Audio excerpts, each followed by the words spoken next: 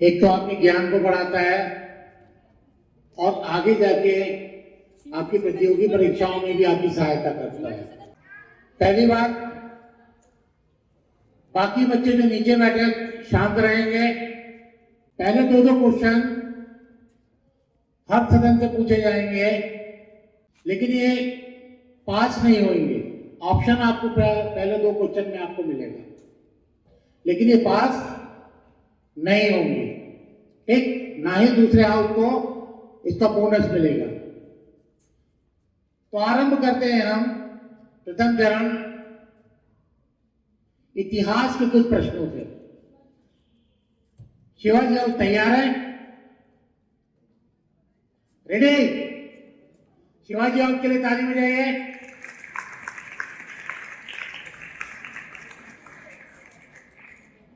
ज्यादा घबराइए नहीं।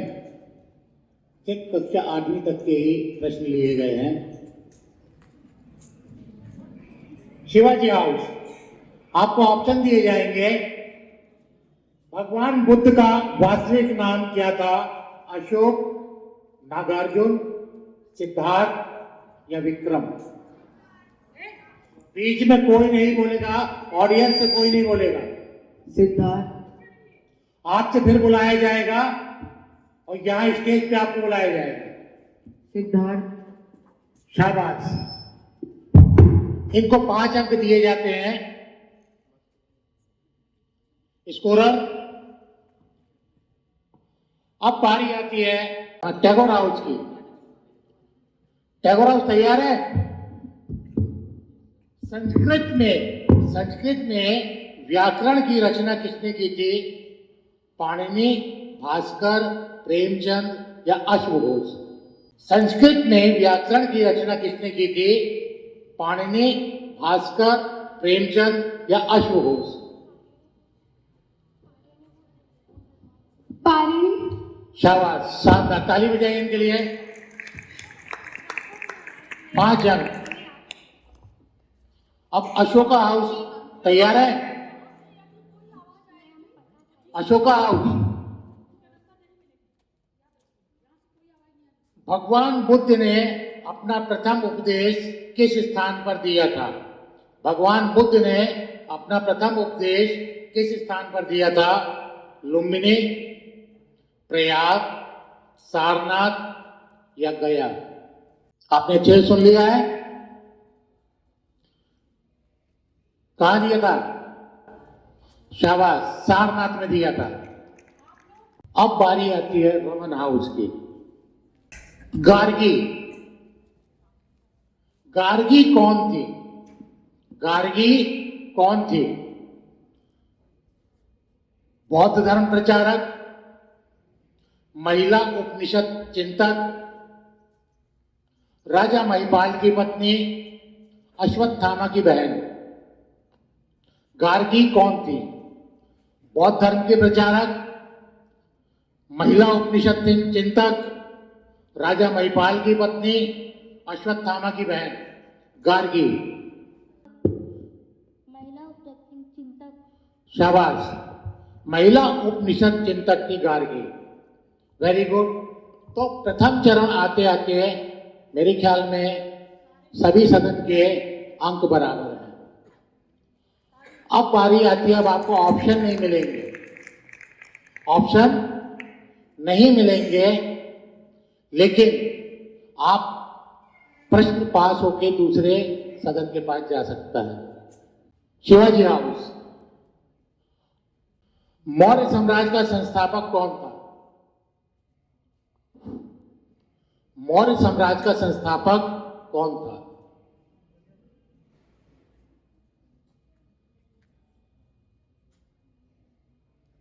शिवाजी, यस और नो? सर नहीं होगा। पास हुआ है क्वेश्चन। मौर्य साम्राज्य का संस्थापक कौन था? चंद्रगुप्त। Very good. इनको बोनस अंक दिए जाते हैं, चंद्रगुप्त। अब बारी आती है टैगोर हाउस की। सिल्क बनाने की तकनीक का आविष्कार सिल्क बनाने की तकनीक का आविष्कार सबसे पहले किस देश में हुआ था? चीन, चाइना। Very good. 5 नंबर। अब अशोका। अभिज्ञान शाकुंतलम, अभिज्ञान शाकुंतलम किसने लिखा था? अभिज्ञान शाकुंतलम। वेरी गुड, कालिदास ने। रमन हाउस। कलिंग किस स्थान का पुराना नाम है? कलिंग किस स्थान का पुराना नाम है? कलिंग, आपने कलिंगा वार पढ़ा होगा। उड़ीसा। Very good. अभी इतिहास के प्रश्न खत्म नहीं हुए हैं, अभी इतिहास का दौर चलता रहेगा। चलिए अब आप अपन आते सिविक्स की ओर। शिवाजी हाउस। किस मौलिक अधिकार को डॉक्टर बी आर अम्बेडकर ने संविधान की आत्मा कहा था? किस मौलिक अधिकार को डॉक्टर बी आर अम्बेडकर ने संविधान की आत्मा कहा था? Right equality. No. Question pass. Right to education. No.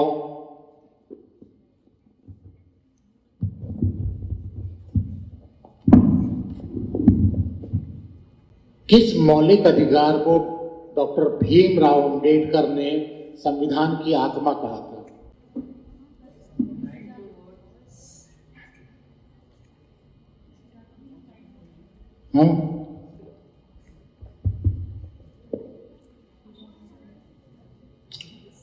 Raman house. Right to constitutional remedies. Very good. इसका मतलब है संवैधानिक उपचारों का अधिकार। यदि संविधान में कुछ ऐसी बातें आ जाती हैं तो उनमें अमेंडमेंट होके नई बातें जुड़ जाती हैं, तो इनको 2 अतिरिक्त अंक मिलते हैं। अब बारी आती है टैगोर हाउस की। राज्यसभा के सदस्यों का कार्यकाल, राज्यसभा के सदस्यों, वैसे तो राज्यसभा कभी भंग नहीं होती है, उसके सदस्यों का कार्यकाल कितने वर्ष होता है? 6 years, 6 साल। Very good. अब बारी आती है अशोका हाउस की। लोकसभा में किस प्रदेश के सांसदों की संख्या सबसे ज्यादा है? लोकसभा में किस प्रदेश के सांसदों की संख्या सबसे ज्यादा है? वेरी गुड, उत्तर प्रदेश की। अब Raman house. Hindu succession bill, amendment bill, ये कब पारित हुआ था? हिंदू उत्तराधिकार अधिनियम, इसमें संशोधन कब हुआ था? किस सन में? क्लास 6 और 8 वालों को मालूम होगा, है ना? बोलना नहीं है। Ashoka house, Raman house,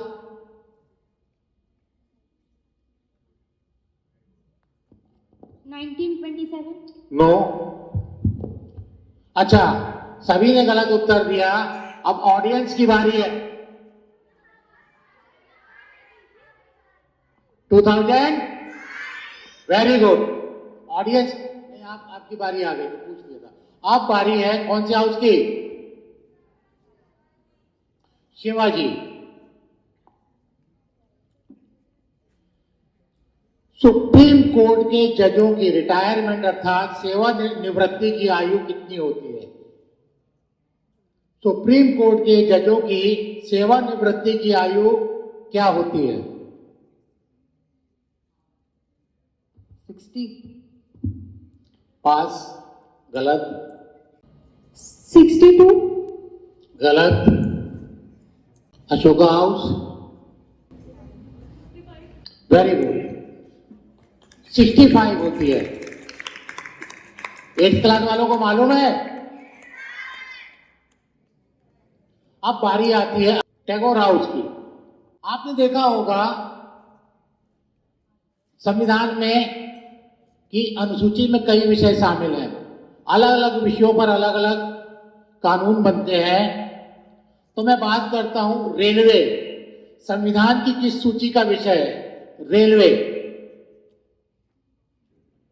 railway. ज्यादा टाइम आपको नहीं मिलेगा, आप सोच लीजिए। Pass. Ashoka house, Raman house, transport. Shivaji house,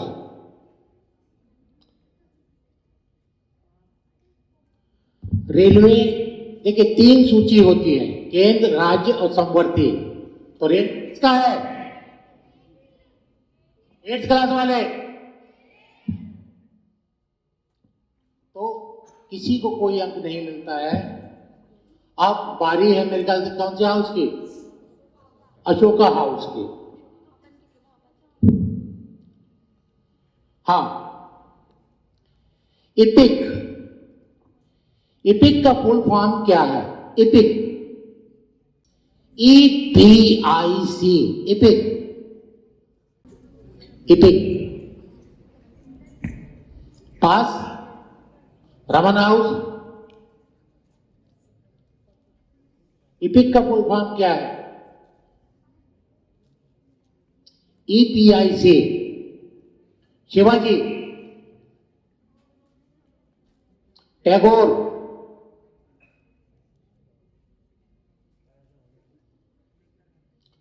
नहीं। तो जब आप वोट डालने जाते हैं तो हमारा निर्वाचन आयोग एक आइडेंटिटी कार्ड इशू करता है कि आप वही हैं कि नहीं। तो इपिक कहते हैं उसको, election photo identification card. Election photo identification card. और अब बारी है रमन हाउस की। Raman house. What is full form of EVM? Electronic voting machine. Very good, इनके लिए ताली बजाइए। बहुत बहुत धन्यवाद सर, अच्छा लगा इतिहास और नागरिक शास्त्र के प्रश्नों को सुनकर। उम्मीद है बहुत कुछ सीखने को भी मिला होगा आपको। यहाँ से शुरू होता है हमारा तीसरा चरण। तीसरा चरण किससे संबंधित हो सकता है? कोई अनुमान अपना बताएगा? भूगोल से रिलेटेड है ना, भूगोल से संबंधित यह चरण होगा और भूगोल से संबंधित प्रश्न पूछे जाएंगे। तो पहला प्रश्न जाता है शिवाजी सदन के लिए। वायुमंडल में ग्रीन हाउस इफेक्ट के लिए कौन सी गैस जिम्मेदार है? वायुमंडल में ग्रीन हाउस इफेक्ट के लिए कौन सी गैस जिम्मेदार है? CO2। सही जवाब। किस ग्रह में सबसे अधिक चंद्रमा है या मून है, ये बताएंगे टैगोर हाउस। किस ग्रह का उपग्रह सबसे ज्यादा है? जुपिटर। जुपिटर। आप बताएंगे हमारे दर्शक दीर्घा में बच्चे, क्या ये जवाब सही है? सही जवाब, सही जवाब है टैगोर हाउस। टैगोर हाउस का जवाब ये सही है। पास होता है अशोका हाउस को। अशोका हाउस, अशोका हाउस से भी बिल्कुल सही जवाब सैटर्न। आप तालियां बजाते रहिए कम से कम अपने हाउस के लिए, जिससे कि बच्चों का मनोबल बढ़ता रहे। अगला प्रश्न जाता है अशोक सदन को। शिवाजी सदन को कोई नंबर नहीं मिले थे इस चरण में, मिले थे, टैगोर को नहीं मिले थे। तीसरा प्रश्न है अशोका सदन के लिए। चंद्रमा पृथ्वी का एक चक्कर लगाने में कितने दिन लेता है? चंद्रमा पृथ्वी का एक चक्कर लगाने में कितने दिन लेता है? चंद्रमा पृथ्वी का एक चक्कर लगाने में कितने दिन लेता है? अशोका हाउस 15 सेकेंड है आपके पास। प्रश्न पास होता है रमन हाउस के लिए। 28 डेज। 28 डेज ऐसा मानना है रमन सदन का। रमन हाउस का उत्तर गलत है। क्वेश्चन जाता है शिवाजी हाउस के पास। 26. No 30 days. नो। अच्छा, बच्चों में किसको मालूम है 6th क्लास के कितने दिन लेता है? नो, 6th क्लास के बच्चे। Very good, 27 days. Raman house, हमारी अर्थ की जो अपर लेयर है, बाहरी परत, उसे क्या कहते हैं? अर्थ की जो अपर लेयर होती है, आउटर लेयर जिसको कहते हैं, उसे क्या कहते हैं? Crust. Very good. अब शिवाजी हाउस, आपने सुना होगा माउंट एवरेस्ट सबसे हाईएस्ट पीक है ना? तो सबसे गहरा केंद्र पृथ्वी का कौन सा है? सबसे गहरा, deepest point of the earth, deepest point of the earth, Tagore,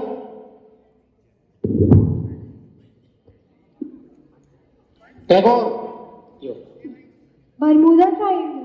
no, Ashoka, Raman, Marina Trench. Very good. अब कुछ सामान्य प्रश्न जो कि हमारे चौथे चरण का हिस्सा होंगे। तो इसी चरण में आपका हार और जीत का फैसला हो जाएगा। सबसे आगे अभी तक रमन सदन के जो प्रतिभागी हैं वे चल रहे हैं। तो इस चरण में अन्य दूसरे सदन के प्रतिभागियों के लिए यह मौका होगा कि वे रमन सदन को पछाड़कर अपना स्थान सुनिश्चित करें। सबसे पहला प्रश्न शिवाजी सदन के लिए इस चरण का, संविधान दिवस कब मनाया जाता है? संविधान दिवस कब मनाया जाता है? शिवाजी सदन, दर्शक दीर्घ से कोई आवाज नहीं आएगी। शिवाजी सदन, संविधान दिवस कब मनाया जाता है? 26 January. 26 जनवरी। गलत जवाब, प्रश्न पास होता है। टैगोर सदन के लिए 26 November. बिल्कुल सही जवाब, 26 नवंबर। टैगोर सदन को बोनस के 2 अंक मिलते हैं। और अब आते हैं जो प्रश्न है वो टैगोर सदन के लिए, राष्ट्रीय शिक्षा दिवस कब मनाया जाता है? टैगोर सदन, राष्ट्रीय शिक्षा दिवस कब मनाया जाता है? 5 September. 5 सितंबर। गलत जवाब, प्रश्न पास होता है। अशोक सदन के लिए, अशोक सदन, राष्ट्रीय शिक्षा दिवस कब मनाया जाता है? 15 सेकेंड केवल है आपके पास।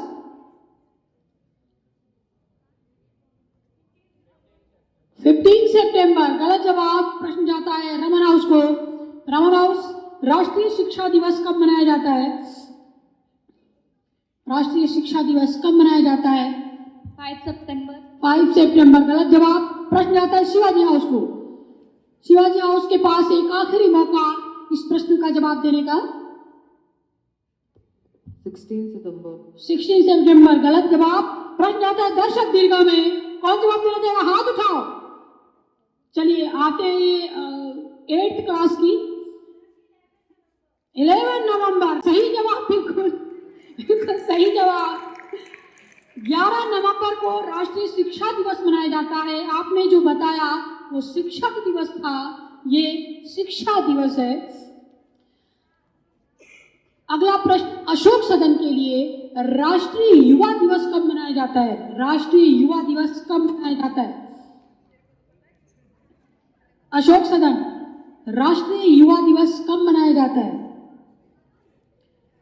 अशोक के बाद रमन तैयार रहेंगे, क्योंकि जब प्रश्न पास होता है तब आपके पास सिर्फ 5 सेकेंड होंगे, याद रखिए। प्रश्न पास होता है रमन सदन को, राष्ट्रीय युवा दिवस कब मनाया जाता है? 14 November. 14 नवंबर। गलत जवाब। रमन हाउस से प्रश्न जाता है शिवाजी हाउस को।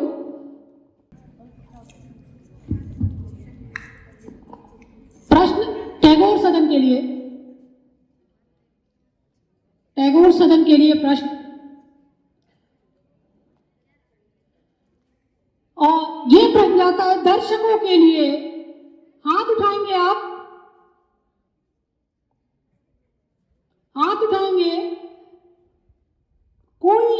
जवाब देने की स्थिति में नहीं है। बिल्कुल सही जवाब। 12 जनवरी आने वाला है, राष्ट्रीय युवा दिवस जो विवेकानंद जी से संबंधित है।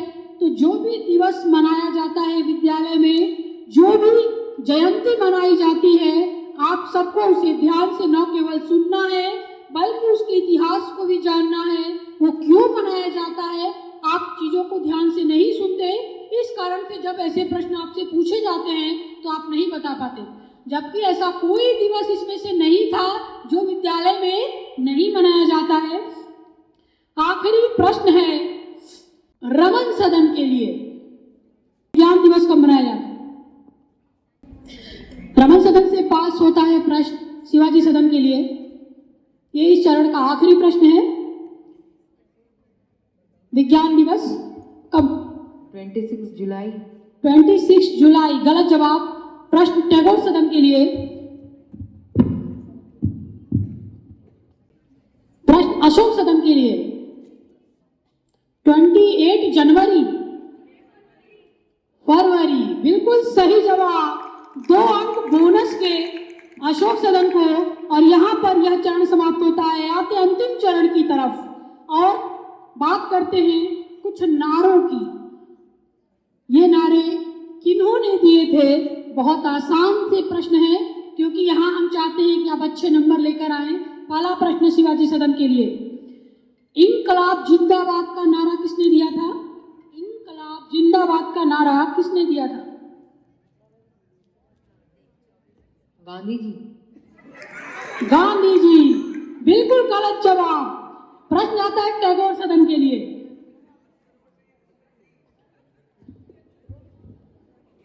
जवाहरलाल नेहरू। जवाहरलाल नेहरू सही है। गलत जवाब।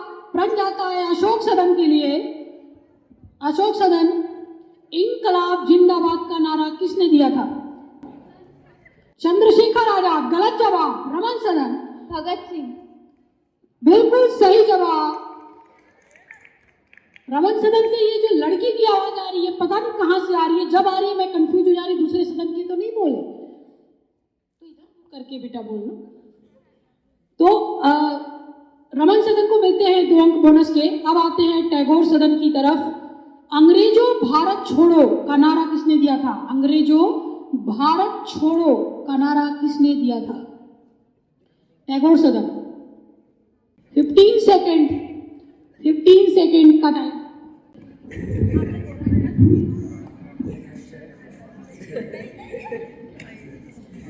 अंग्रेजों भारत छोड़ो, टैगोर हाउस।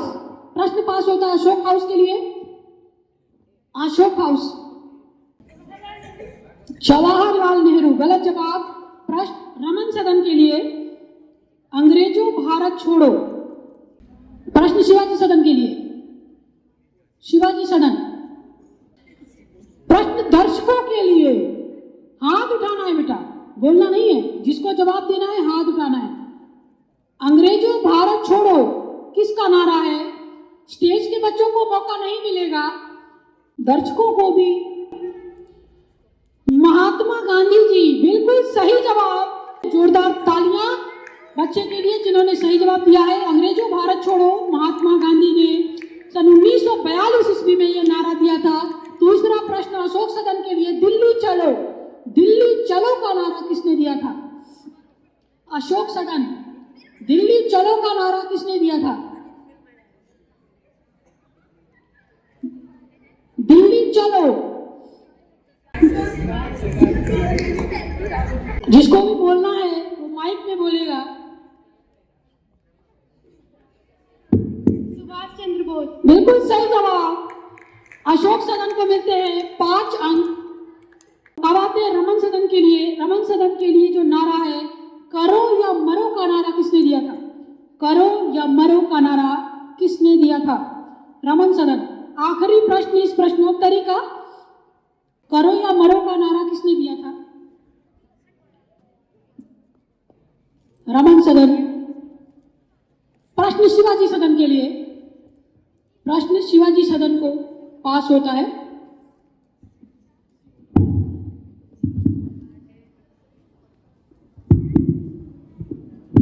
आपका समय सोचने में ही निकल जाता है। शिवाजी सदन के बच्चे, सुभाष चंद्र बोस। सुभाष चंद्र बोस गलत जवाब। प्रश्न टैगोर सदन के लिए,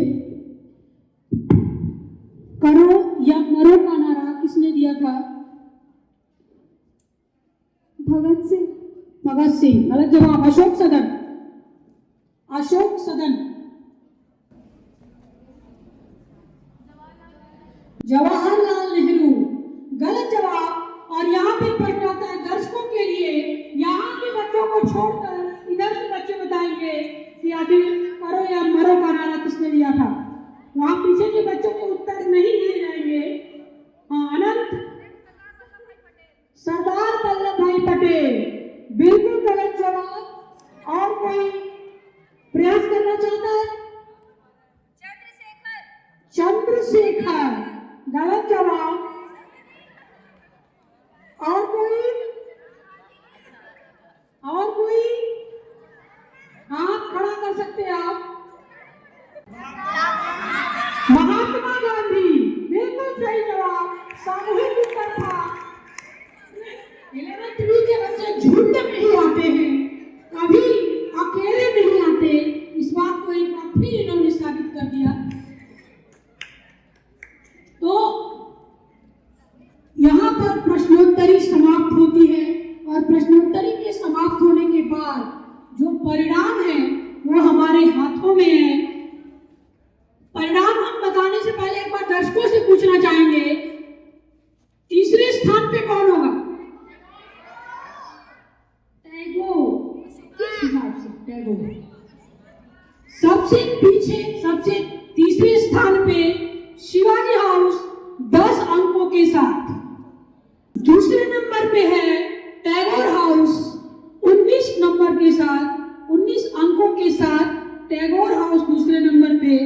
और पहले स्थान पे 2 सदन एक साथ 26 नंबर के साथ, 26 अंकों के साथ अशोक सदन और रमन सदन 26 अंकों के साथ प्रथम स्थान प्राप्त करते हैं। और यहाँ पे प्रश्नोत्तरी समाप्त होती है। और इसके साथ ही हमारे सीसीए का ये कंपटीशन भी, लेकिन अगला यानी कि 21 तारीख को जो कंपटीशन होने वाला है मैं यहीं पर बता देती हूँ। समूह नृत्य प्रतियोगिता 21 तारीख को आयोजित की जाएगी, जिसमें प्रत्येक सदन से सिर्फ एक समूह ही भाग लेगा।